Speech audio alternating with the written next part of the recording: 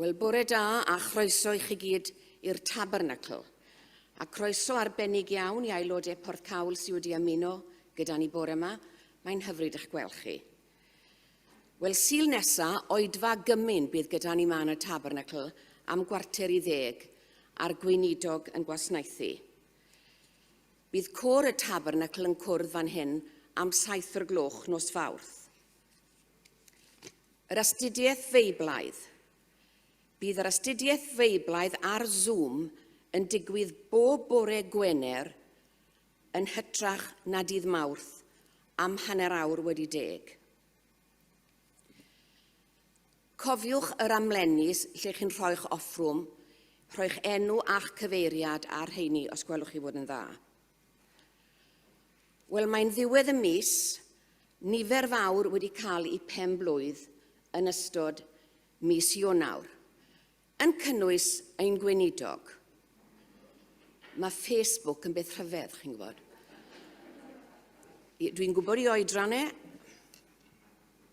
Ar ran Tabernacl Pen-y-bont a Tabernacl Porthcawl, i ni am ddymuno pen-blwydd hapus iawn Dylan. Wythnos diwetha weddes y dwi ddim yn rhy hwyr.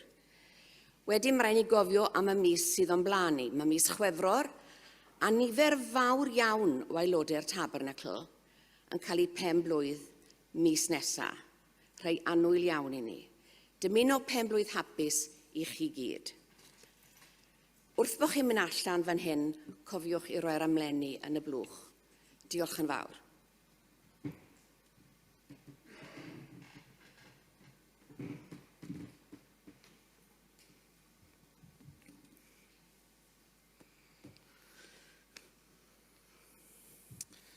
Bore da. Diolch am ddymuno pen-blwydd hapus i mi. Pen-blwydd hapus i bawb. Efallai mae'n pen-blwydd yr Eglwys, wrth gwrs, adeg y Pentecost, eich gan i un cacan mawr bryd hynny i ddathlu pen-blwydd pawb yn yr Eglwys hefyd. Dwi'n meddwl sa hynny at ddant pawb, dwi'n meddwl. Ond, diolch o galon i chi. Gadwch chi ni droi at yr arglwydd mewn gweddi.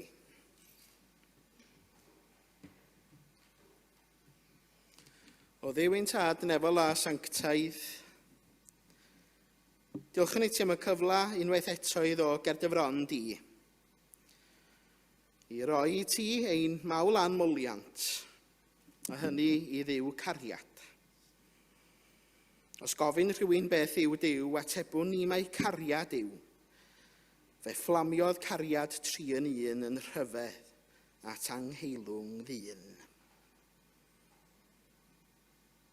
I arglwydd gad i ni brofi dy gariad di y bore yma. Ac wrth brofi dy gariad di, gad i ni rannu dy gariad di hefyd yn ymplith ni a thu hwnt. I bawb sydd ganddo clustiau wrando. Gad i ni gyfleidio pawb yn cymunedau gyda dy gariad di. Ac felly, bydd yn bresennol gyda ni drwy dy lan ysbryd. Gan y bod yn gofyn hyn oll yn enw ac yn heiddiant yn harglwydd Iesu Grist. Amen. Wel, gadwch i ni droi at yn hemyn gyntaf, sef emyr rhif 1. Emyr rhif 1. Cydganwn foliant rhwydd i'n harglwydd gweddus yw, a nerth ein hiechyd llawen hawn, mawr ydyw dawn ein Duw. Ac yn y blaen, emyr rhif 1.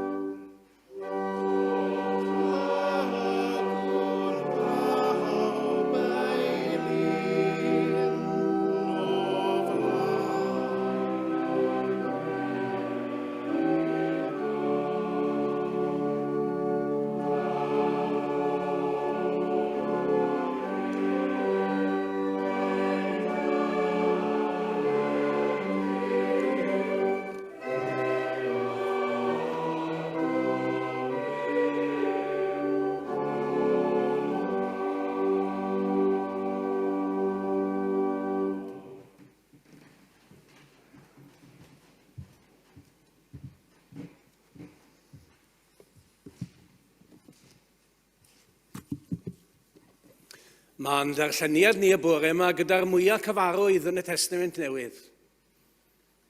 Llythyr cynta Paul at y Corinthied, pennod 13. Ac yr wyf am ddangos i chwi ffordd ragorach fyth.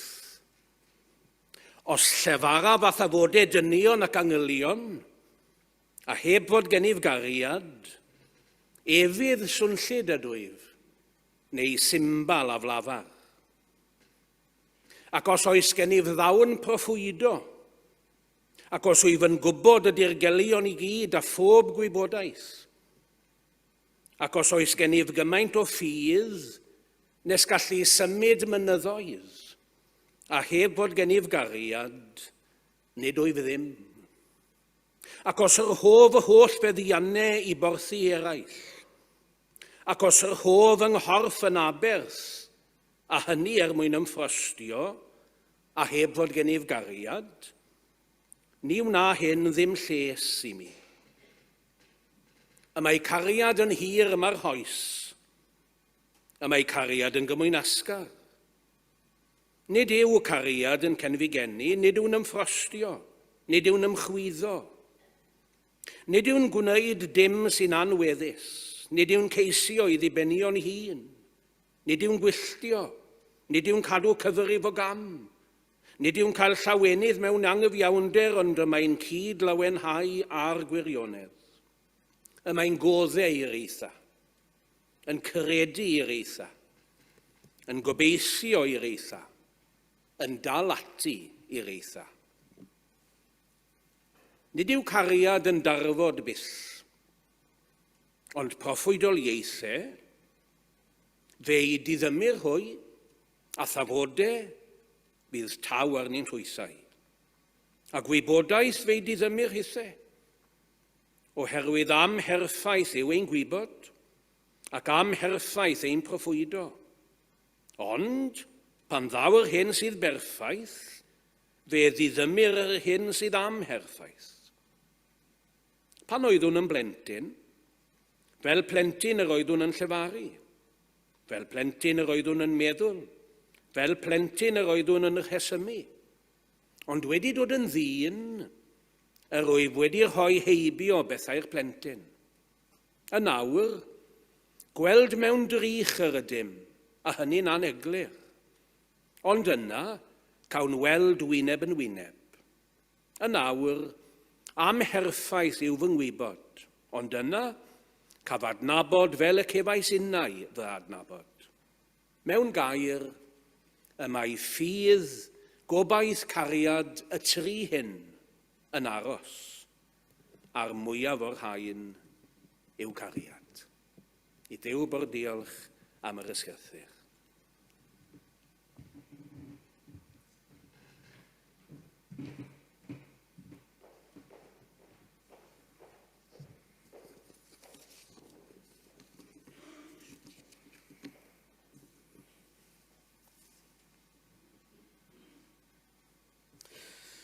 Diolch o galon dyfrig am y darlleniad yna. Gydwch chi ni barhau yn ein haddoliad drwy ganu am ei rif 387. 387. Cariad Iesu Grist, cariad Duw i wef, cariad mwyaf byd, cariad mwyaf nef. 387.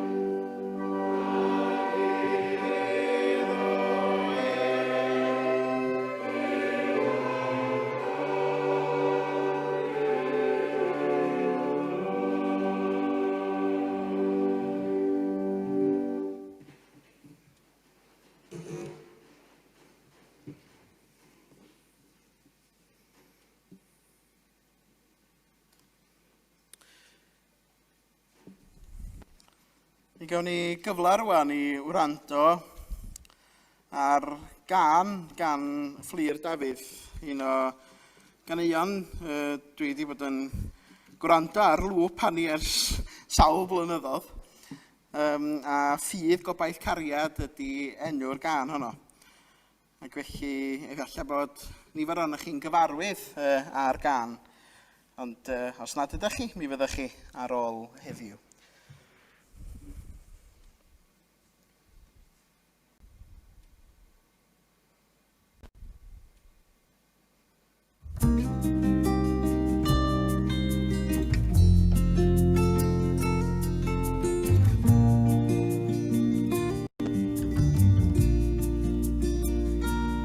Os llefar a fi heb gariad yna fydd sôn lled y dwy.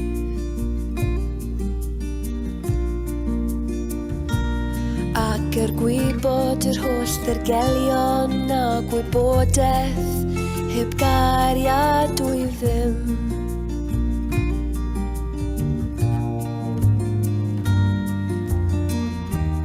Nid yw cariad byth yn darfod, ond proffwydoliaeth a wyben. Mewn gair y mae ffydd gobaith cariad, y tri hyn sydd yn aros, a'r mwyaf.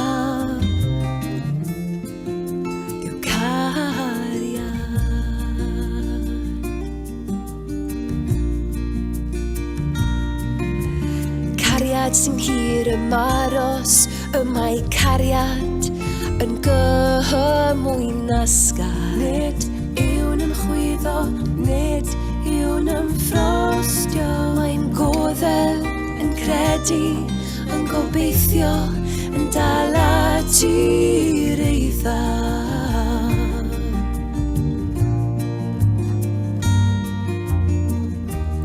Nid yw cariad byth yn darfod, ond proffwydoliaeth a wyben.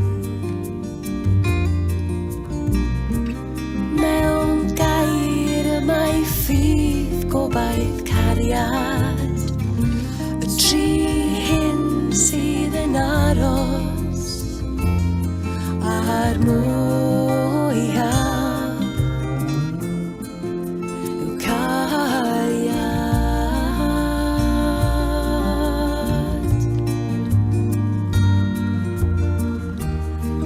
Yw cariad byth yn darfod, ond proffwydoliaeth a wyben.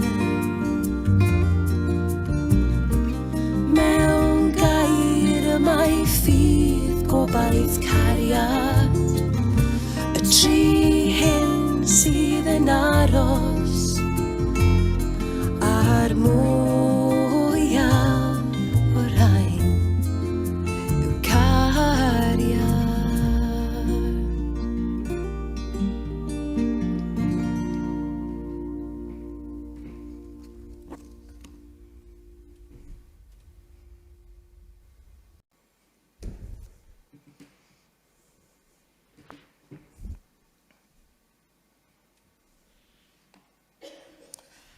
Dych ni droi at yr arglwydd mewn gweddi.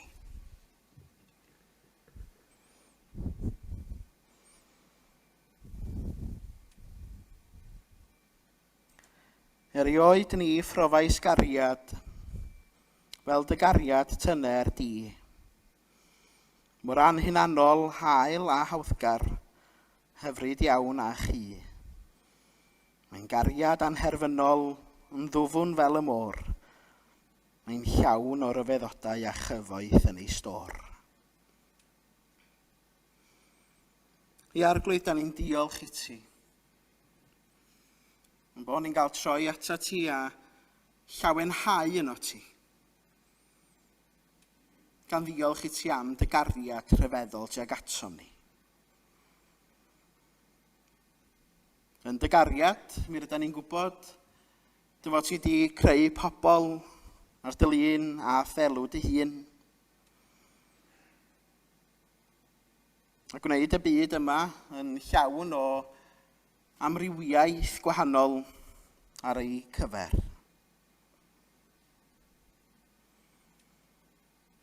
Mi rydyn ni'n cofio mai yn dy gariad rwy ti wedi dod yn agos ata ni. A hynny drwy dy fab Iesu Grist.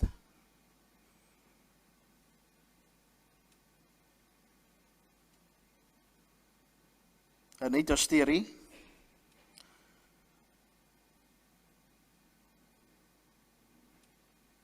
yn ymgeleddu'r gwan ac yn cysuro'r rhai sydd yn anghennus. Yn iachau'r cleifion. Fe ddysgodd i ni wir ystyr cariad.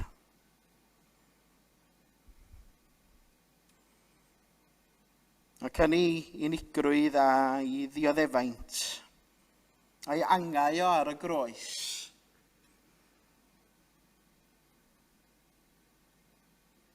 Fe ddatguddiodd i ni ddyfnder a dirgelwch y cariad dwyfol.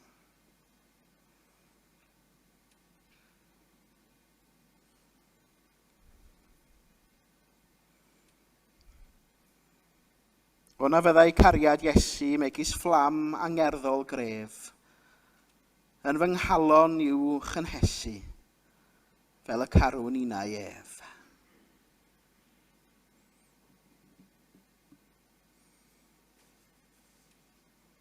Wrth sôn am y cariad ydyn ni wedi brofi arglwydd,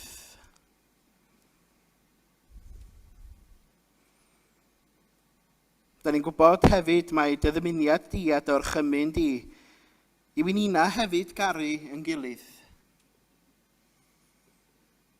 Ond yn fwy na hynny, nid i garu'n gilydd, ond i garu cymydog. Ac nid yn unig caru cymydog, ond yn fwy na hynny hefyd i garu gelynion arglwydd. Dyna dorchmynion i ni.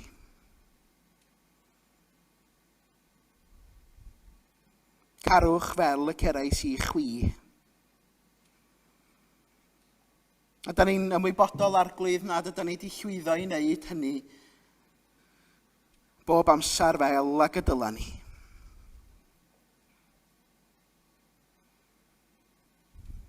A da ni'n gweld arglwydd canlyniadau diffyg cariad at yn gilydd. Ydy'r llanna sy'n cael ei gwneud gyda'r rhyfeloedd yn byd ni.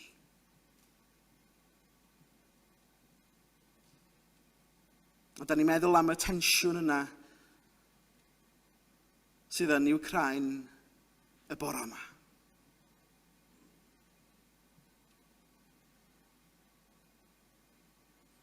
A da ni'n gweddio arglwydd y cawn ni'n erth i godi'n llais i rannu cariad a heddwch yn ein plith ni.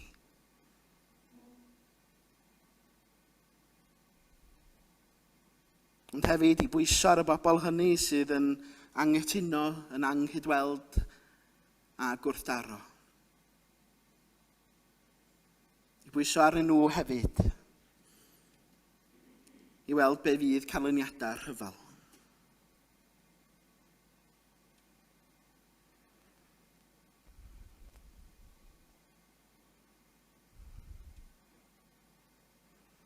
Gwna yn cariad ni fel dy gariad di i gynnwys yr holl fyd.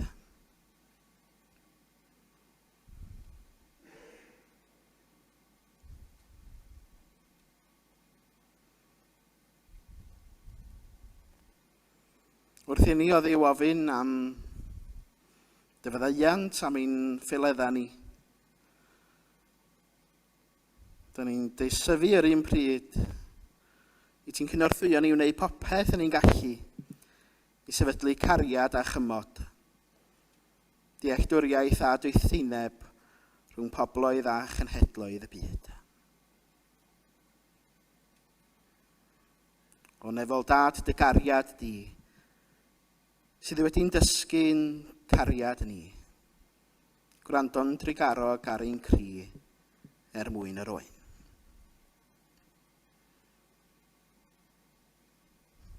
Felly arglwydd cyflwyno'n gweddia i ti. Gan dy fod yn heiddi ein mawl a'n molian tan gweddia. Yn enw'n harglwydd Iesu Grist. Ond dysgodd i weddio i ddweud gyda'n gilydd. Ein tad, rhwng yr wyt yn y nefoedd, sancteiddiau'r denw, deled y deyrnas, greler dewyllus, megis yn y nef, felly ar y ddeiar hefyd. Dyroi ni heddiw ein bara benyddiol, a maddau ni ein dyledion, fel y maddiwn unau i'n dyledwyr, ac nac arwain ni profedigaeth, eithyr gwared ni rhag y drwg.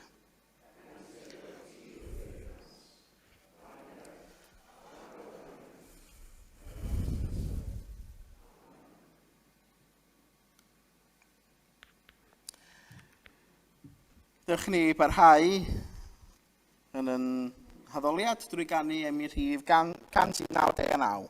199. Dyma gariad pwyau treitha, anwchiliadwy ydyw ef. Dyma gariad i'w ddymderoedd, byth ni threiddia nef yn ef.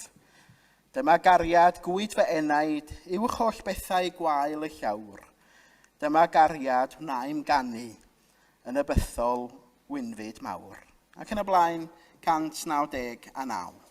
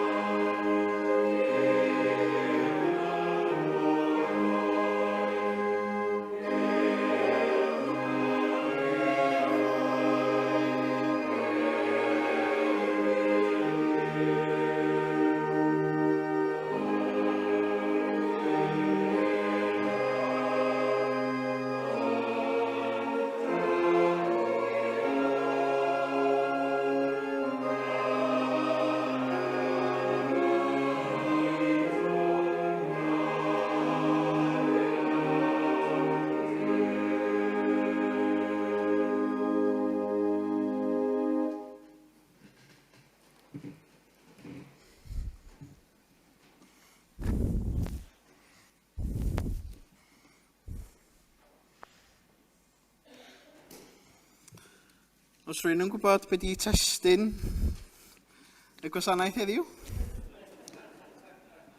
Os da chi'n yn gwybod i fi'n rŵan. Wrth gwrs, cariad. Wythnos diwethaf, roedden ni'n edrych ar gyntaf Corinthiaid 12 yn dod. Lle roedd Paul yn sôn am y donia ysbrydol ac yn benodol fod yna gymaint o wahanol rannau yn creu corff Crist. A'r ffaith fod pob un ohono ni yn bwysig mewn gwirionadd i Eglwys Iesu Grist. Ac ar ddiwedd y pennod 12, mae Paul yn deud hyn, ond ceisiwch yn frwd o doniau hynny sy'n gwneud mwyaf o les, a dwi am ddangos y ffordd orau un i chi, sydd yn pontio ni mewn gwirionadd gyda y bennod nesaf, sef pennod 13. Ac felly mae'r hyn mae Paul wedi bod yn ei ddeud wrthyn ni am y donia ysbrydol yn gorfod mynd law yn llaw gyda'r bennod nesaf yma a gyda cariad yn benodol felly. Be mae cariad yn ei olygu i chi? A dwi ddim yn mynd i fynd o gwmpas yr ystafell fatha dwi'n gwneud fel arfer, oherwydd dwi'n gwybod be mae cariad yn ei olygu i chi, yn barod. Pwy sy'n cofio greu rhain? Chi'n cofio greu rhain? I rhai oedd ar Zoom, nathach chi sgwennu yn y chat. A nes i ofyn i chi be mae cariad yn ei olygu bryd hynny hefyd. A rhai o'r ymatebion ddoth, o'n i'n meindio rhoi nhw fyny ar y pileri yn ddel y bore yma, ond oedd i'r rhy oer. Oedd nhw ilo'n crynu fel hyn, wedyn gan bod nawr eich geith rhywun arall wneud o. Ond, na, rhai o'r ymatebion geitho ni, oedd caredigrwydd a cydymdeimlad at bawb, hyd yn oed gelynion. Mae cariad yn garedig. Y sicrwydd o deimlo'n saff. I garu heb farnu ac i weithio gyda unrhyw un. Teulu.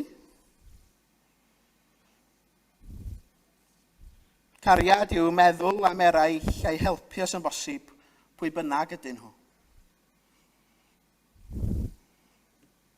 Ffrindiau, cymydog, teulu, capel. Hwn, Duw, cariad yw. Dych chi'n poeni, dwi'n mynd i fynd drwy bob un o'n nhw. Ond mae'n yn hatgoffa ni'n dydi. O be mae cariad yn ei olygu i ni yn yr adeilad yma. Taswn ni'n gofyn i bobl y tu allan i'r muria yma, be mae cariad yn ei olygu iddyn nhw, be fysa nhw yn dweud? Taswn ni'n rhoi calon i bob un berson sydd tu allan i'r muria yma bore yma.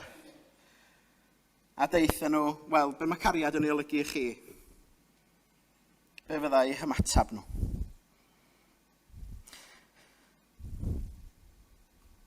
Mi roedd hi'n ddiwrnod Santes Dwynwen, dydd Mawrth.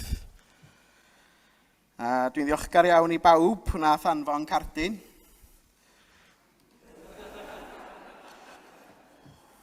Oedd rhaid i mi gael JCB i ddod allan o'r tŷ. Ac os wnaethoch chi anghofio, cofiwch mae dydd Sant Ffolant yn dod. Dwi'n tynnu'ch coes chi gyda llaw. Ond ar hyn o bryd mae archfarchnadoedd yn llawn o galona bach yn bob man. Dydyn. Cardia, siocled, bloda. I atgoffa pawb fod angen prynu'r rhain i ddangos eich bod chi'n caru rhywun. Pwy gafodd siocled, pwy gafodd bloda. Dydd Santes Dwynwen.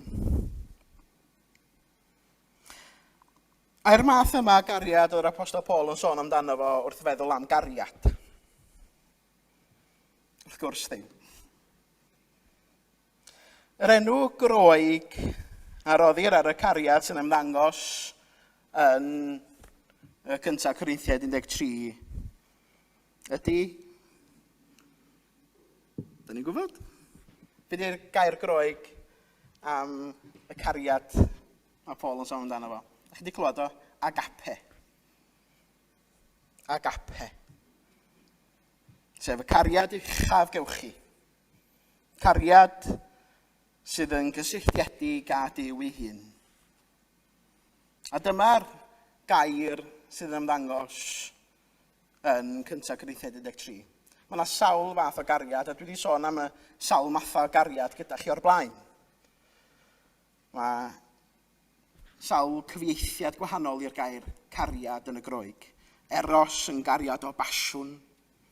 Right? Storge yn un teuluol. Philia yn gariad rhwng pobl a'i gilydd ffrindiau. Ac wrth gwrs, agape, cariad Duw at ei bobl. Mae'n bwysig bod ni'n gwybod beth yw gwraidd y cariad yma, dydy. Beth yw gwraidd y cariad yma? A mae Iowan 15 yn deud hyn wrthyn ni. Dwi wedi'ch caru chi yn union fel mae'r tad wedi fy ngharu i.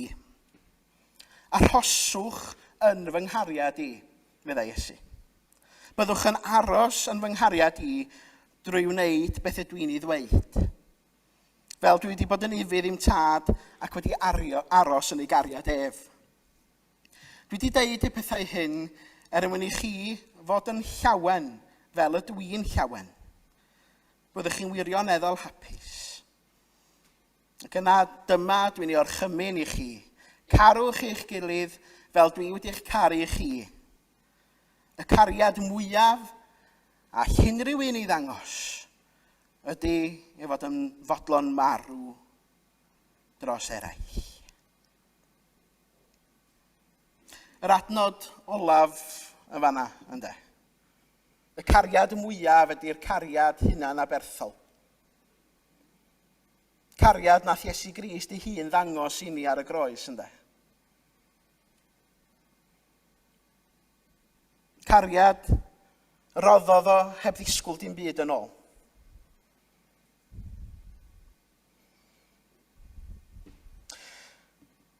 Gwraidd y cariad ydy Duw ei hun. Da ni'n gallu gwadu hynny nadan.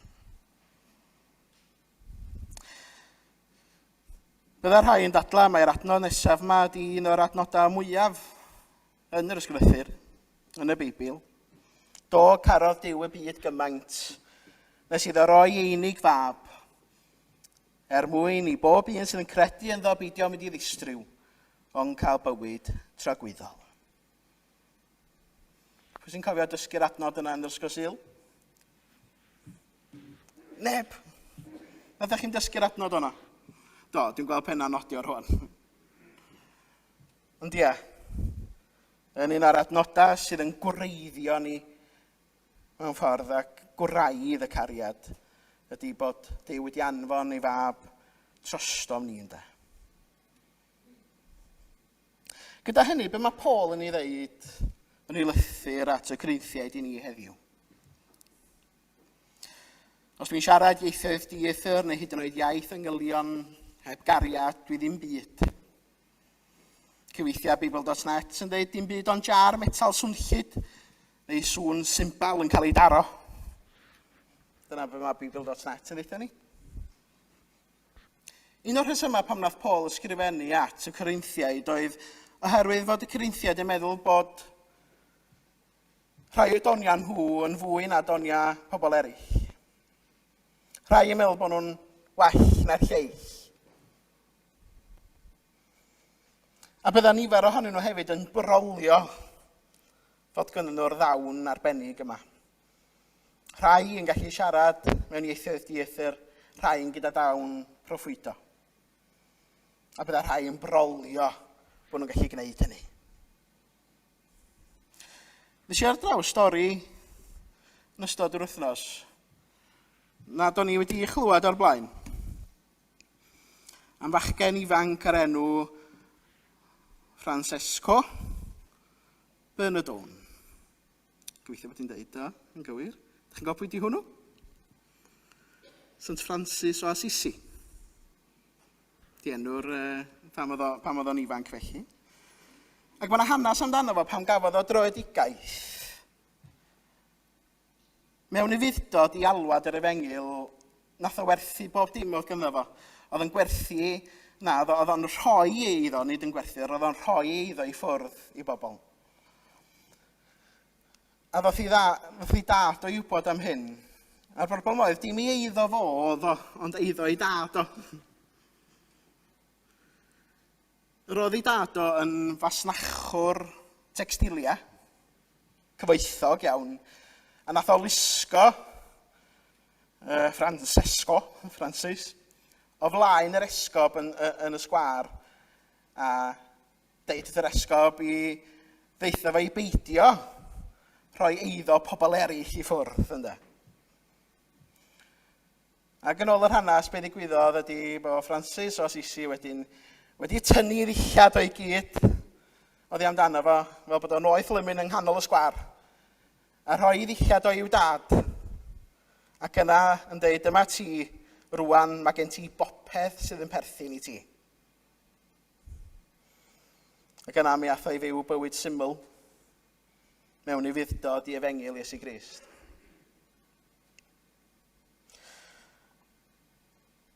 Dwi'n siŵr wrth edrych ar yr Eglwys yng Nghorynth, y byddwn nhw wedi mwynhau'r stori yma. Os dwi'n rhoi fe eiddo i gyd i ffwrdd, mi allai frolio mod i wedi gwneud hynny. Dyna oedd y Corinthiaid yn neud. Dyna pam mae Paul yn ysgrifennu atyn nhw.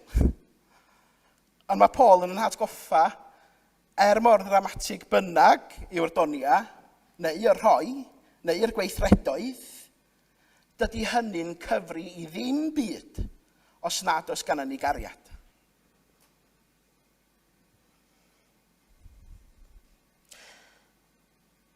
Dydy o'n cyfri dim os nad oes agape. Mae'n hawdd i ni eistedd yn ôl a gwrando ar yr hyn oedd Paul yn deud wrth Eglwys yng Nghorynth, ond be fysa Paul yn deud wrthyn ni heddiw? Fel Cristnogion yma yn y Tabernacl, fel annibynwyr, fel capelwyr yng Nghymru heddiw. Be sa fe'n ddeitha ni? A rhywbeth fel hyn, os oes ganddo ni yr adeilad harddaf yn y dref, ac os oes ganddo ni organ gwerthchweil a'r canu yn ail i ddim, heb gariad, da ni ddim byd ond jar metal swnllyd, neu sŵn symbol yn cael ei daro. Os oes ganddo ni y gallu i gynnwys technoleg yn ein hoedfa, yn ffyddlon ar y Sul, bod cyfri faint sydd yn y cwrdd heddiw yn fwy na'r wythnos diwetha. Heb gariad, da ni'n dda i ddim. Os oes parch atom yn y gymuned, os oes donia pwysig yn ein mysg ni, os oes gweledigaeth i barhau i rannu'r newyddion da. Os da ni'n gwneud hynny i gyd heb gariad, da ni'n ennill dim, medda Paul. A rhywbeth tebyg i hynny fydda Paul yn ddeud ni heddiw? Yr hyn sy'n cael ei ddeud ydy, mae'r rhaid i gariad fod yn rhaid i bopeth yr da ni'n neud. Nes i ddod ar draws dyfyniad wythnos diwetha yma. Dwi'n sôn am ddonia a chariad yn benodol. Blodau sy'n blodeuo ar wely o gariad ydy donia'r ysbryd. Blodau sy'n blodeuo ar wely o gariad ydy donia'r ysbryd. Ydy mae Paul yn enwi'n dydy donia ysbrydol ac yn dangos nad oes unrhyw werth iddyn nhw heb gariad. A rheswm pam mae Duw yn rhoi donia i'w bobl ac i'w blant ydy mwyn iddyn nhw helpu eraill i gyflawni pwrpas ar y ddaear, sef cariad. Wrth edrych ar y gwaith sydd i'w wneud heddiw, wrth ddefestyn allan ein cymunedau ni, wrth genhadu, wrth gynnal, wrth gychwyn prosiectau newydd, wrth ofalu, mae rhaid i ni wneud y cyfan oll drwy gariad.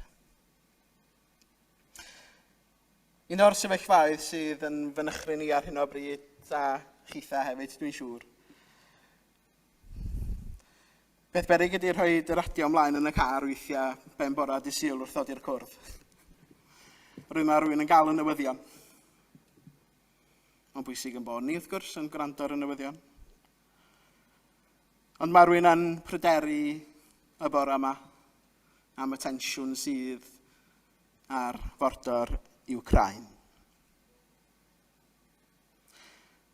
Yr Unol Daleithiau, Rwsia ac Ewrop hefyd mewn gwrthdaro a'i gilydd.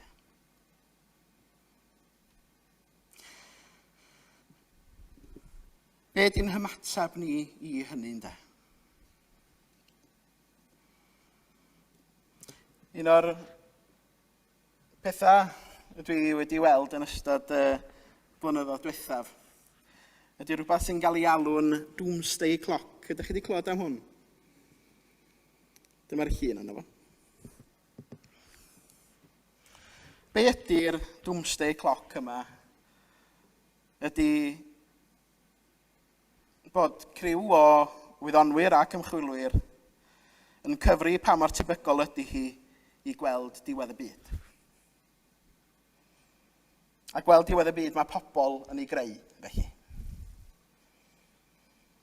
A hyd yn oed yn ystod y rhyfel oer,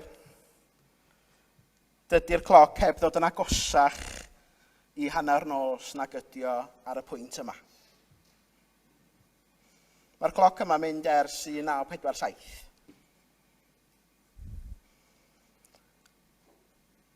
Ond mae'r cyfuniad o newid hinsawdd,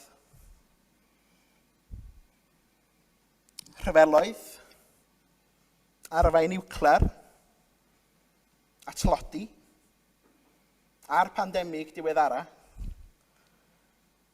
wedi dod â'r cloc yn agosach at hanner nos. Ac mae'r diffyg heddwch a siarad rhwng y cenhedloedd a'i gilydd yn ychwanegu at yr argyfwng.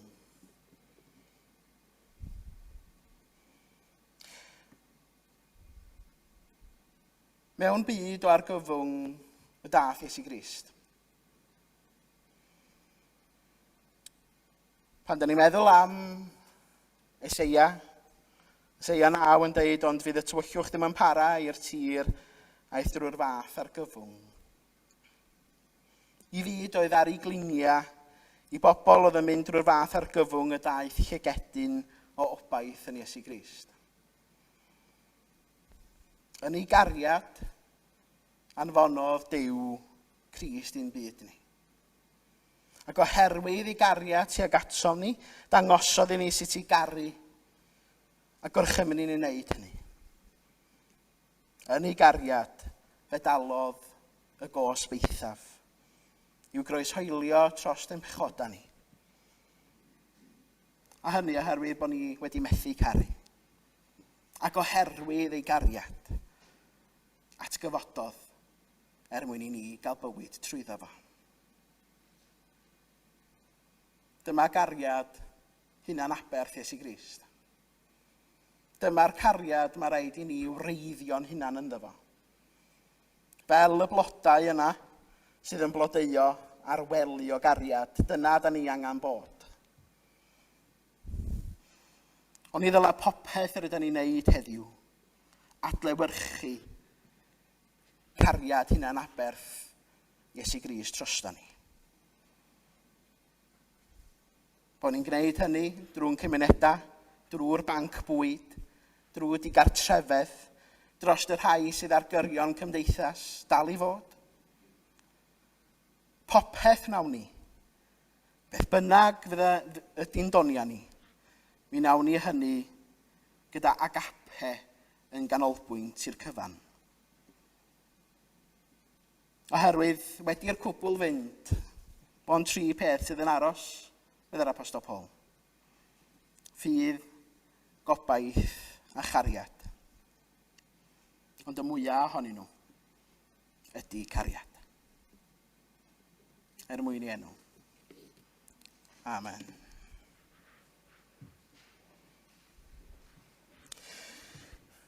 Gadwch I ni droi at yn emyn olaf, sef emyn rhif 205, os gwelwch yn dda. 205. Dyma gariad fel y moroedd, tosturiaethau fel y chi. Tywysog bywyd pyr yn marw, marw I brynu'n bywyd ni. Pwy all beidio chofio amdano, pwy all beidio threithi glod. Dyma gariad nad anangof, tra bo nefoedd wen yn bod. Ac yn y blaen, emyn rhif 205.